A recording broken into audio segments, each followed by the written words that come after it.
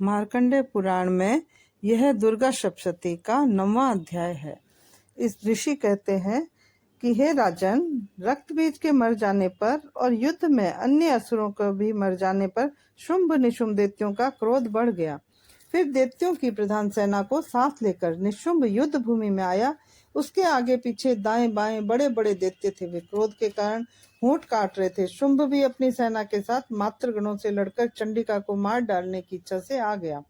दोनों दैत्य बादलों की तरह बाणों की वर्षा करने लगे। अपने बाणों के समूह से चंडिका ने उनके बाण काट दिए। फिर शस्त्र समूह से उन दैत्यों के अंगों पर प्रहार किया। निशुंभ ने तीखी तलवार और चमचमाती ढाल उठा ली। देवी के पराक्रमी वाहन सिंह के सिर पर प्रहार किया। अपने वाहन पर इस प्रकार प्रहार होता देखकर देवी ने क्षुप्र नामक बाण द्वारा निशुंभ की बड़ी तलवार तथा 8 चंद्रों वाली ढाल काट दी। तलवार तथा ढाल के कट जाने पर दैत्य ने शक्ति चलाई। उसे सामने आता देखकर चक्र द्वारा उसके 2 टुकड़े कर डाले। अब तो अत्यंत कुपित होकर निशुंभ दानव ने शूल उठा लिया और उसे फेंक दिया। देवी ने मुक्के के प्रहार से उसे भी चूर चूर कर दिया। गदा उठाकर फिर चंडिका की ओर फेंकी। देवी ने उसको भी त्रिशूल द्वारा काट दिया और वह भस्म हो गई। उसके अनंतर दैत्यराज को फरसा उठाए आता देखकर देवी ने बाण समूहों द्वारा प्रहार कर उसे पृथ्वी पर गिरा दिया। उस भयानक पराक्रमी भाई निशुंभ के इस प्रकार धाराशायी होने पर शुंभ गुस्से में भर गया और अंबिका को मारने के लिए सामने आया। अब वह रथ पर बैठा हुआ था। उसकी बड़ी बड़ी अनुपम 8 भुजाएं थी। उसमें भयंकर शस्त्र शोभायमान थे। उन भुजाओं से सारे आकाश को ढांक कर वह शोभित हो रहा था। उसे इस प्रकार आता हुआ देखकर देवी ने शंख बजाया और धनुष से अत्यंत दुस्सह टंकार की और समस्त दैत्यों के तेज वध करने वाले अपने घंटे का शब्द करके उससे दिशाओं को भर दिया। तब सिंह ने भी बड़े बड़े हाथियों के महामद को दूर करने वाली भारी गर्जना करी।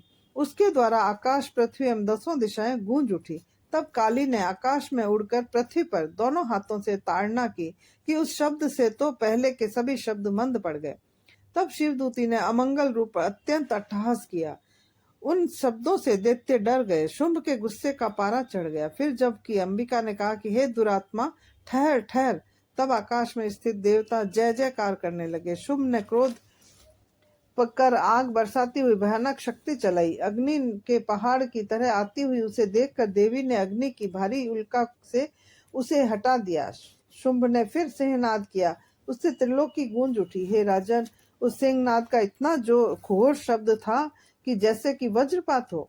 उसने बाकी शब्दों को परास्त कर दिया। तब शुंभ द्वारा छोड़े हुए बाणों को देवी ने तथा देवी द्वारा चलाए गए बाणों को शुंभ ने अपने उग्र बाणों द्वारा सैकड़ों हजारों टुकड़े कर दिए।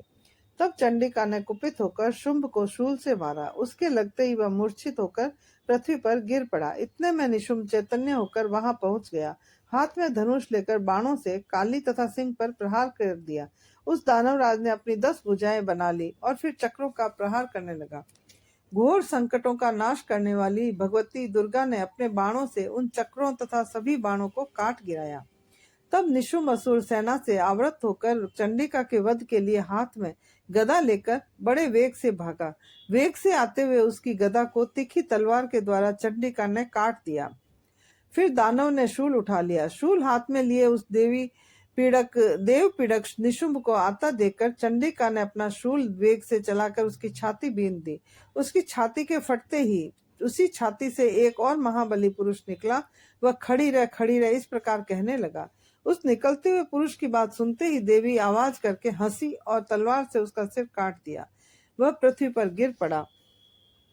तब भयानक दाढ़ों वाला सिंह दाढ़ों से असुरों के सिर खुरच कर खाने लगा।